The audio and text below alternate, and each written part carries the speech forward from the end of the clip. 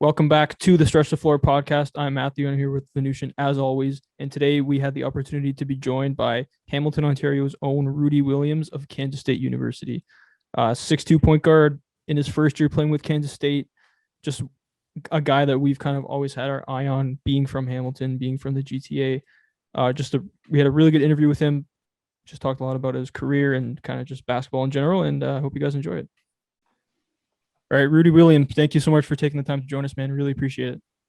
No problem. Thank y'all for having me. So you guys just finished up. You just finished up your first season with Kansas State with a win yesterday. Congrats on your first D1 season. How was it? Appreciate it. I would say, it was a major learning experience. It was definitely a roller coaster of a ride. I kind of grew up watching like high level Division I basketball, but like I finally got to like live it and experience it. And I realized like how fun it was, really, how hard it was, and, just truly what it takes to like, be successful at that level. Cause, I had my fair share of success, but then I also had like my fair share of like, I wouldn't say failures, but I would say like, like not success pretty much. So, yeah. So you started 2 years of junior college before you went to D1. Was it a really big adjustment for you? Like just a few games in, did you just feel like this is different? Yeah, for sure. I mean, we opened up versus Drake, and they're a pretty good team, but they're not like the teams that we'd have to like match up against in our league and stuff like that. And from that first game, I realized how hard it was and like how hard you have to play, how talented everyone was. Like, in junior college, you'll have like each team will have like a couple guys, like Yeah. 3, 4 guys that are pretty good. But like in Division I, the whole team is good. Like your starters are obviously Yeah. good, and then you got about 4 or 5 other monsters that are coming off the bench. So I realized how talented everybody was. They were just like me. Yeah, what would you say was the biggest adjustment? The speed of the game or just the amount of talent that was on the court? I would say, the speed, like, it's way faster. Yeah. Everyone's way more athletic, bigger, stronger guys, guards, bigs. Like, there'd be sometimes, in our defense, we have to rotate, and I'm 6'2", 185, boxing out a guy who's 6'10", 255, and, you have to Yeah. fight for your life. So, guys are honestly freak athletes, and, physically as well. So like I kind of said, you started out obviously going to junior college first, and can you just describe that grind, kind of the work that you had to put in to get to where you are now, playing in D1 basketball for Kansas State? Junior college was like a day-to-day grind, like not even just necessarily like athletic wise, like on the court and stuff like that, but like just life as wise. Like, there would be days where stuff were going to test you, and you'd have to be, strong mentally to get through just the days, not even the 2 years, but, day by days, there was challenges and battles that you had to overcome and stuff like that. So it was tough. It's not for the weak minded at all, because, they say the saying is JUCO will make you or break you. And I feel like it made me. I didn't let it break me. And that's honestly true, because there's something that you got to fight against every single day. Yeah, and you kind of had a breakout on your second year. I think it was 21 points a game you scored that year, something like that. What kind of led to that breakout? Like, did something just click after your first year, and you just kind of caught up to the speed and just adjusted to, maybe you just grew into your body a little bit? What kind of led to that? I would just say, kind of understanding like my freshman year, I played well. I averaged around 13 points a game, like 8.5 assists, something like that. But like that year was kind of like a trial year for me. Like I had to understand what exactly it took and like what I had to do to be successful.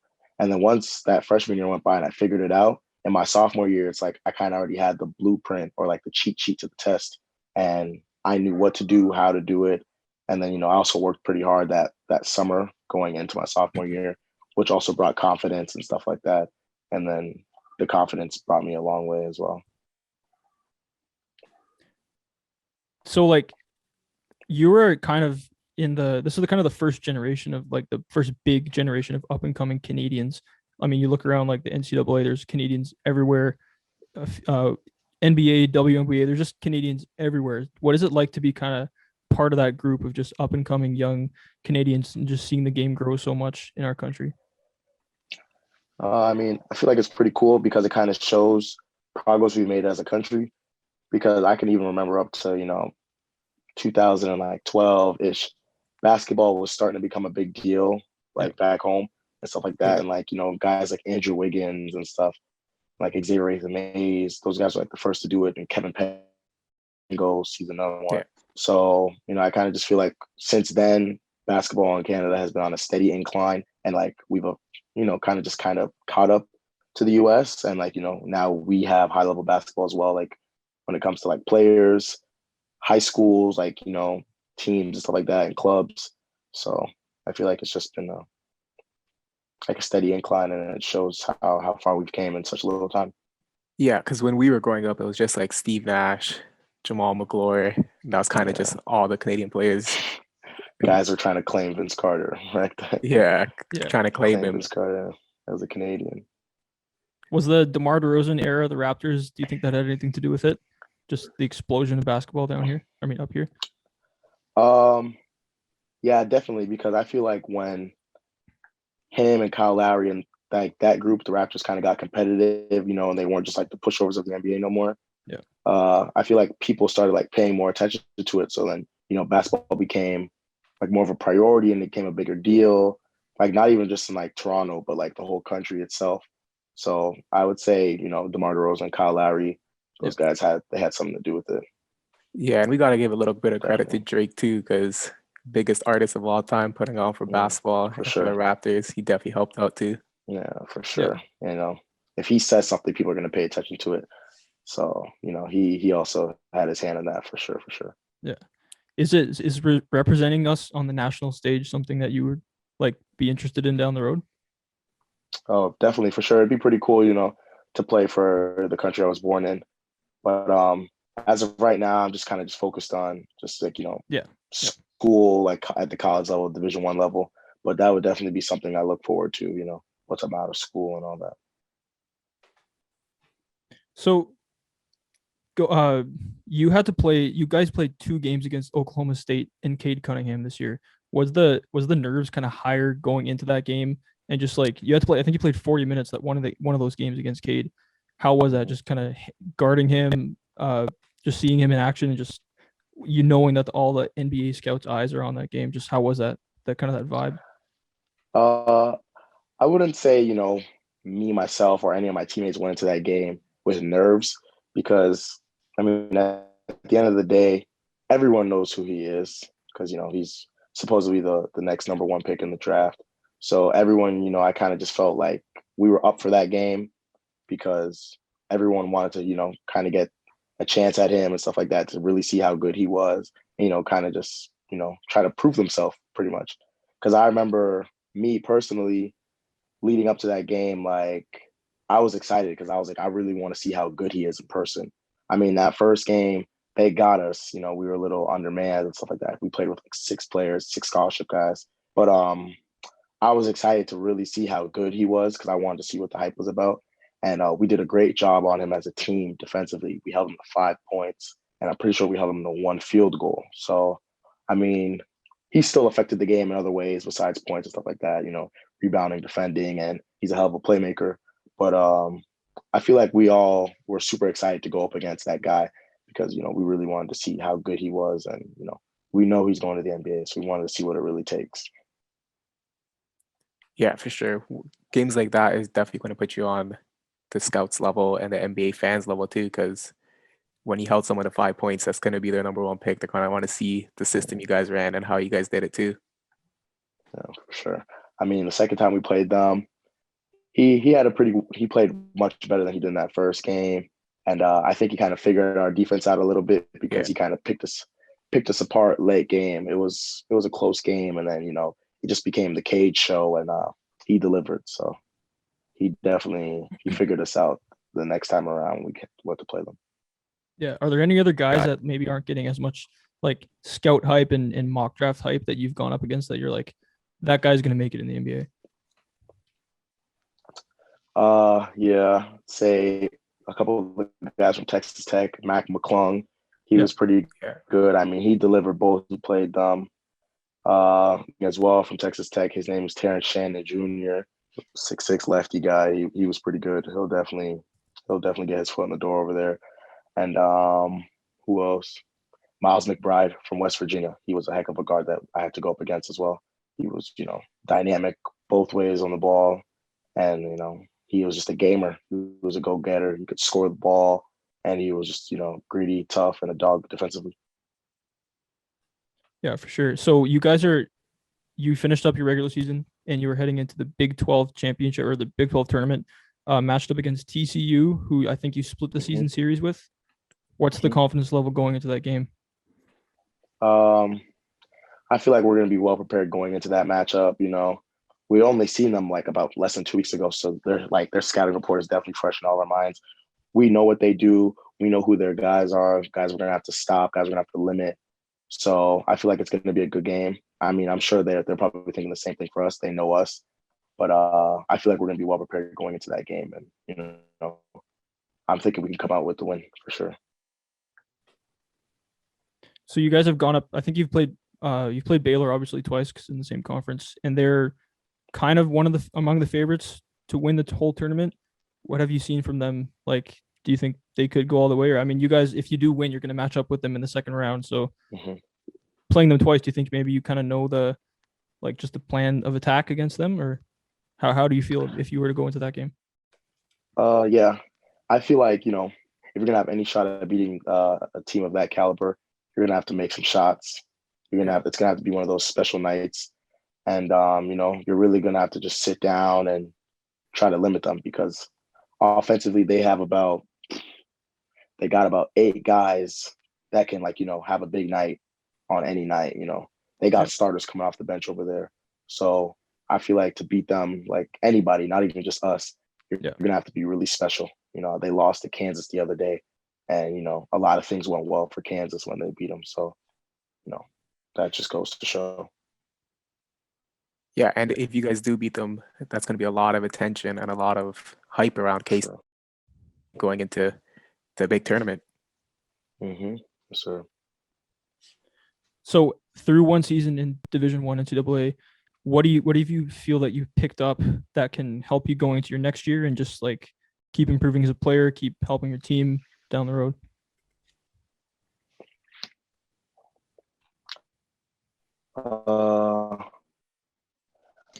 I've learned how hard you have to play at this level, defensively, offensively. I've also learned pace matters. You gotta, as a guard especially, you gotta change. You gotta change speed. You gotta change levels when driving and attacking and stuff like that. So I kind of just picked up from other guys who've also had success in our league because our league is full of a bunch of talented guys. What it takes really to have success at this level. So I'm definitely gonna keep that in the back of my head and use that for the future. Yeah, for sure. Are there any guys at the next level, at the pro level, maybe like even G League, just any pro type player that you look at and you're like, I can play like that guy. I can kind of model my game after that guy. We play sort of similar styles.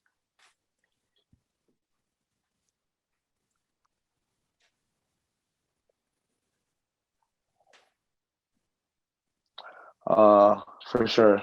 When I was younger, I was kind of looked up to Rajon Rondo. Yeah. I always kind of used to call myself I was Rondo with a jump shot. Yeah. I would say Dennis Schroeder. He's one of the guys that I kind of study and try to mimic and steal stuff from him. And also a Toronto guy would be Fred VanVleet for sure. Because he's just why wouldn't you want to learn from him? He's he kind of has a similar story to mine. He was kind of overlooked coming up, and he just grinded and stayed at it, and he's not slept on anymore. So I would say those 3 guys. Yeah, that's the guys we're gonna compare you to, Fred VanVleet. You got the defense like him. You got the good playmaking, quick like him too. Yeah. You have all the recipes just to be as good as him.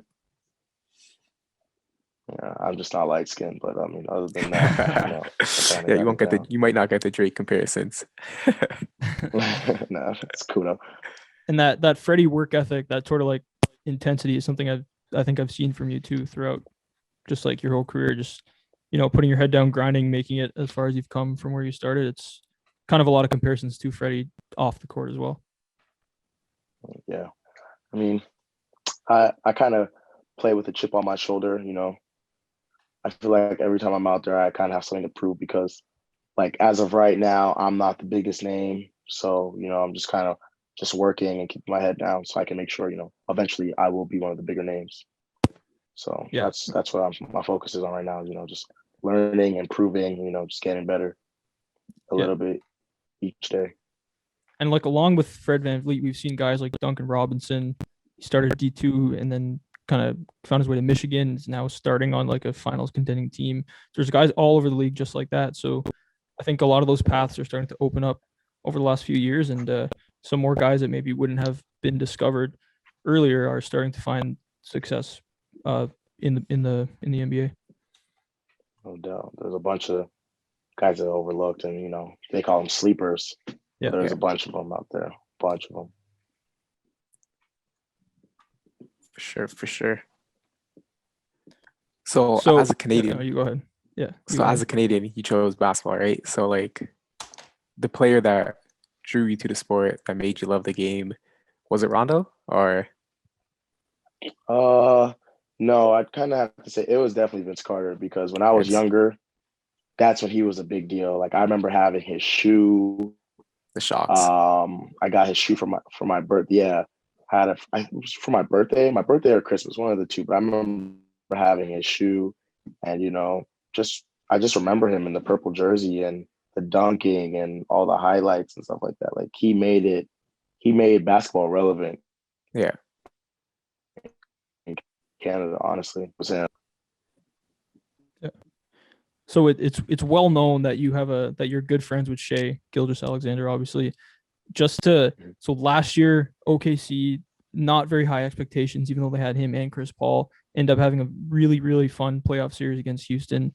This year, a lot of people, us included, kind of had them penciled in as last place in the entire league and are kind of in the playoff race, or at least in that play-in race. How much more credit do you think a guy like Shai should get? Everyone knows he's a good player. Everyone knows he's one of the most talented young players in the league. But like from someone who's seen him up close and personal, how he works, is he underrated? Should he be getting even more credit around the league? I wouldn't necessarily call him underrated because, I feel like everyone knows who he is now, like, in the basketball world.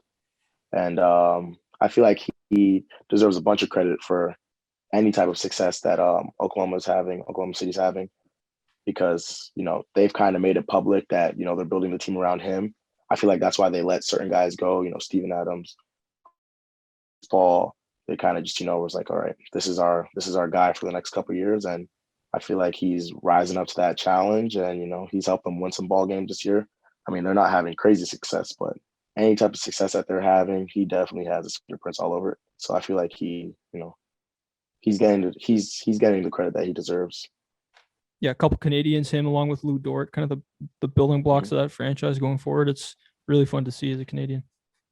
Yes, sir, it is. I've been on the phone with Shai a couple times, and Lou was there as well. And he's even another guy too that was kind of overlooked, slept on. I'm pretty sure he went undrafted. Yeah. And he got a contract with Oklahoma City. And last year in the playoffs, he was the one guarding James Harden. He was slowing James Harden down a little bit, So yeah, that was. He also has something to do with it as well. Yeah, it was kind of. Sorry, you go ahead. Yeah, and he's in talks for All NBA defense too, so he's definitely raising his stock a lot. Yeah, he's a heck of a defender. Yeah, we saw like in that series last year, he was playing those minutes against Harden and doing one of the best jobs I've kind of ever seen against Harden. But they were just leaving him wide open from three, and he was taking all these shots and kind of missing every one. And everyone was saying like, if this guy could just add a jump shot, he would be like one of the most valuable, not one of the most valuable, but one of the most like interesting 3-and-D players in the league. And he's done that this year, and it's amazing to see. Yeah, he made a game-winning shot the other day. Yeah. It was a couple weeks back. I remember, I forget who they playing, but Al Horford drove. They get helped off the corner, and they kicked it to Lou, and he was the one who made the shot. So yeah, he's definitely, made some improvements in that area as well. Yeah. So looking down the line, when you do eventually make the league, who do you want to match up against the most? Is it someone like LeBron James, who we all see dominate basically our whole life? He's dominated basketball. Or do you want to verse up against your boy from 5th grade, Shea? No. I mean, when I get there, I'm not looking for it. Like, me and him have had plenty of battles. This one will just be televised and stuff like that. So I'm not worried about him. I would say it'd probably be like, I would say definitely Damian Lillard, because he was another guy who I've always, looked up to and studied. And I kind of knew about him before he was Damian Lillard. Yeah. So I would kind of be excited and, probably be like in awe to go up against him, either him or Steph Curry, because Steph, as there's talks that he's probably one of the best point guards of all time. If it's like they say Magic Johnson and they say Steph Curry. Yeah. So it would definitely be him, because he makes the game look so effortless. So I'd really want to see it from my own eyes and, go up against it. Those two guys.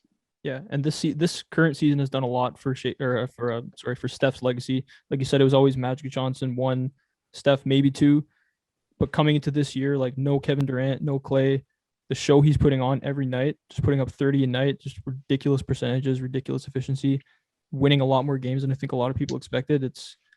I didn't really expect this level of winning and just kind of performance from him, which is probably my fault.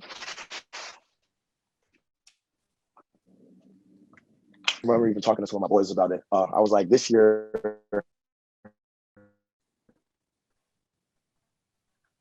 I was really, because he didn't have one of those super teams that he's used to having. So and he's delivering this year. He's definitely showing that he can do it by himself. I don't know if he's gonna will them, to a deep playoff run. I don't know about all that, but he's definitely gonna. I feel like he'll bring Warriors to the playoffs. So give him credit for that. Yeah, at least that play in, and then he's probably the one player that I don't want to see in that play-in tournament, which is kind of a fun change up this year. So yeah, I'd probably have them in the playoffs, however it plays out. Yeah. I mean, too, at least an 8th seed. They'd go up against the Lakers or the Jazz, whoever's going to finish first, but the Clippers. But yeah, you don't want to see that guy as an 8th seed, because don't forget that he's still back-to-back MVP. He is a champion himself. Like, he knows what it takes.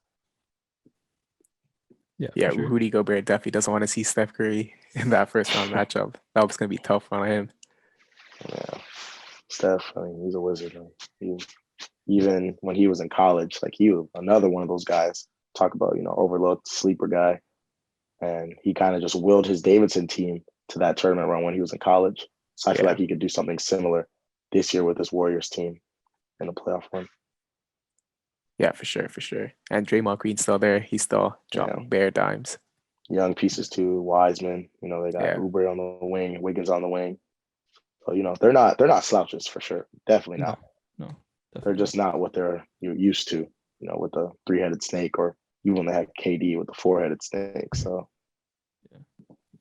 yeah, that's crazy. So you played AAU in Canada, right? Yeah, it's just like a little bit. Yeah. Any of those Canadian guys you see in the NCAA, or if you see some of them in the league? I know Shea made it to the league, but any other guys from Canadian AAU you see? Yeah, there's a whole bunch. I mean, I played for UPlay Canada. Yeah. I'm sure you guys know that program now. But coming up, it was us, and then it was CIA Bounce. They were from like the Brampton, Mississauga area, I'm pretty sure. Yeah. And really, like, as they got bigger and as time went on, it was just they pretty much just had all the top kids from the GTA. Like, they had kids from everywhere. So some guys I can remember: Keyshawn Saunders, he plays at Toledo. Ignas Brazikis, he went to Michigan, and then he got drafted. Simi Shutu to Vanderbilt. I was in the G League. He had some time in the NBA with the Bulls. Who else can I remember? Javon Blair. He goes to Georgetown right now. Jordan Lyons, he was another one. He played a little bit of JUCO, and then he played at Mississippi Valley, I'm pretty sure. He was another talented guy. But there's a bunch of them, to be honest. It was those two programs, UPlay and CIA Bounce, that was kind of producing the most talent, to go down to the States. So I remember it was always us and them. Yeah, So yeah, go ahead. yeah, those AAU tournaments were bigger than your like school tournaments or everything because that's where all the scouts were and all the attention was getting brought for the Canadian players. Most definitely. Growing up in high school, we always looked forward more to like the AAU trips and like going to the hotels and going to the States and stuff like that way more than high school. High school, we just kind of like ran through Canadian high school. So it was like, it's kind of no fun, but going down to the States was always a highlight and something we're looking forward to. Yeah, for sure. Have you ever had the chance to play or just work out with Nikhil? Like, have you seen anything from him? Just got any experience with that? Not really be on the court with him as much because I was last summer. He was like doing all his rookie stuff and like he was in the draft. But I interacted with him with a bunch because he always was around with Shea and stuff. But I haven't been on the court with him in a while. I think the last time I played against him was grade 11 or grade 10, something like that. Yeah. Have a matchup with him. But he's another one too. He's super talented. That family tree is ridiculous. It's those crazy. Guys, they can ball. And kind of having like a young core of Zion, Brandon Ingram, and Nikhil, I think that kind of fits perfectly together. I want to see that. I want to see that more in the future. That I think people are expecting that Pelicans team to be special down the line. If they can figure it out and just stay healthy and stay together. Yeah, we got to see more of those Canadian runs on YouTube and everything, man. When you guys all meet up, all those Canadian young players, when you, Shea, Nikhil, all get a chance in the summer to run whenever you guys are free.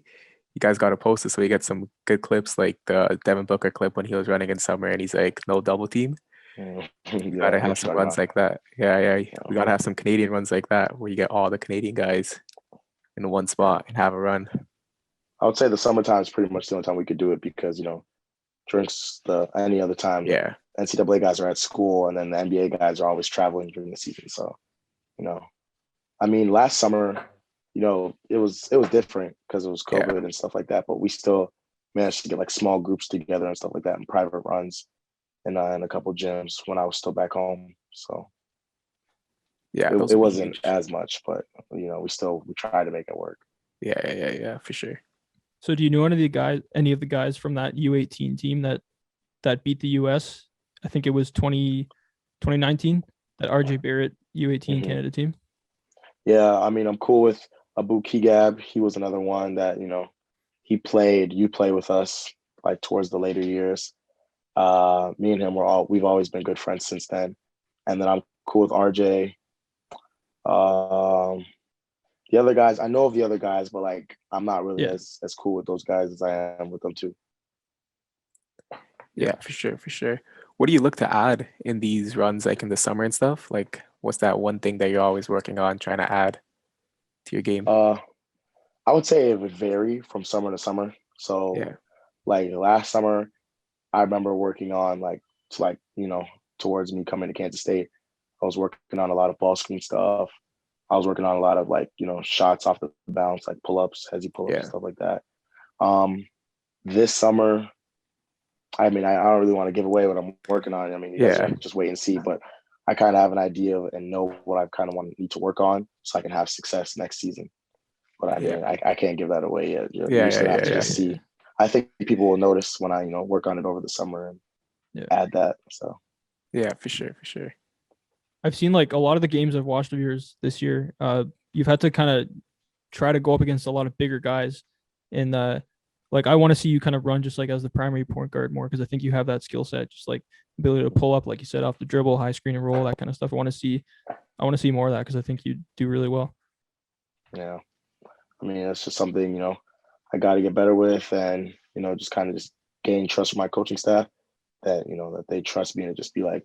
Just put the ball in my hands and be like, hey, Rudi, just go. So, this summer will be a big one for me. Now to come, get a little bit better in certain categories, obviously get bigger, stronger, because that always helps. Yeah. And then, make that push next season. Yeah. Yeah, for sure. Because we talked about Fred VanVleet and you look at him from coming right out of college, he looked like a twig. Like he was really skinny. You didn't really even realize how skinny he was until you see him now. He's huge. right? So just like putting on that muscle that just like, yeah, that's one of the biggest things anyone coming out of college has to do, especially, at 6'3", 6'2". So it definitely helps. It makes you more durable on the court. It helps you. You get plays when you're driving to the basket. You get a little contact. Guys aren't bumping you off your pivot anymore. You're finishing, through contact, through traffic better, just because you're just able to take more hits once you're stronger. So that's always been a department. Yeah. Since arriving at K-State, I think I've gained about 10 to 15 pounds in muscle. We go pretty hard in the weight room. Yeah. Even during the season, like we still lifted. Like we had a pretty decently hard lift today. So like we go at it, and it's helped for sure.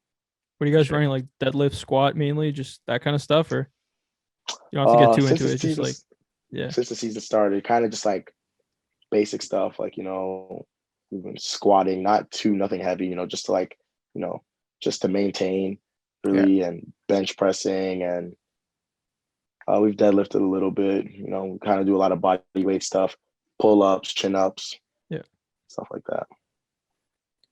For sure. Oh, I thought you were gonna say something. All right. I think we don't want to take up any more of your time.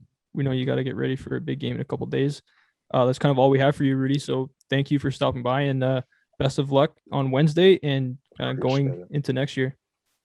Appreciate it. Thank you guys for having me. Appreciate it big time. All right. Thanks, man. See ya.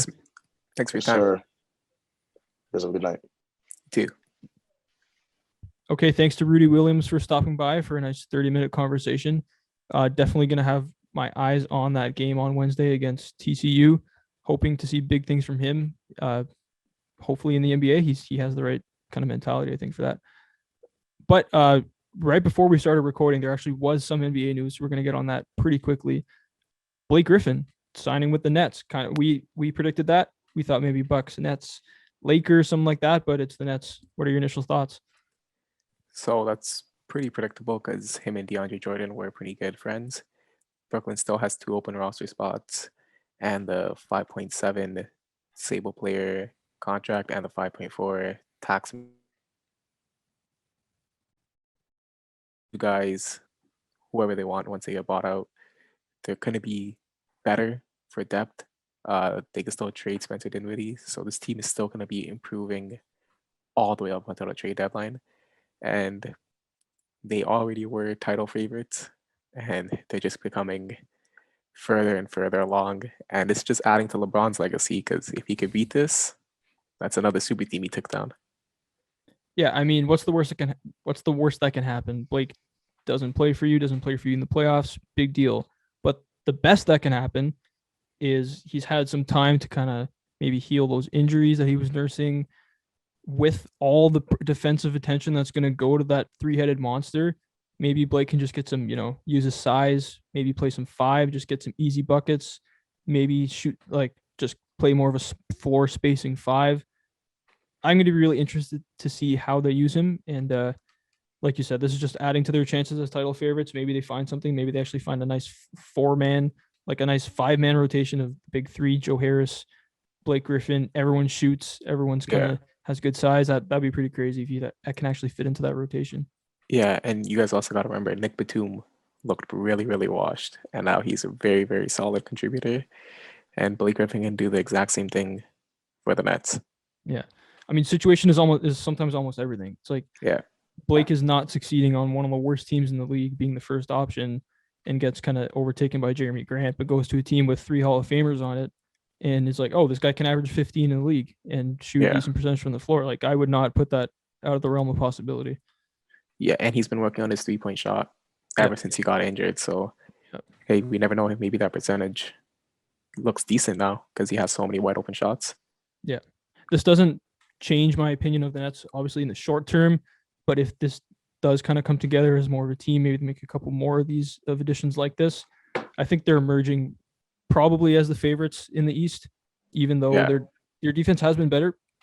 I still wouldn't count on it in the playoff series, but I think as of right now, it's between them and the Sixers for the elite in the East. Yeah, and I think they're just pulling away from the Sixers with each of these signings and the trades that are going to come. later on too. I think they're just getting better defensively and more versatile on the bench.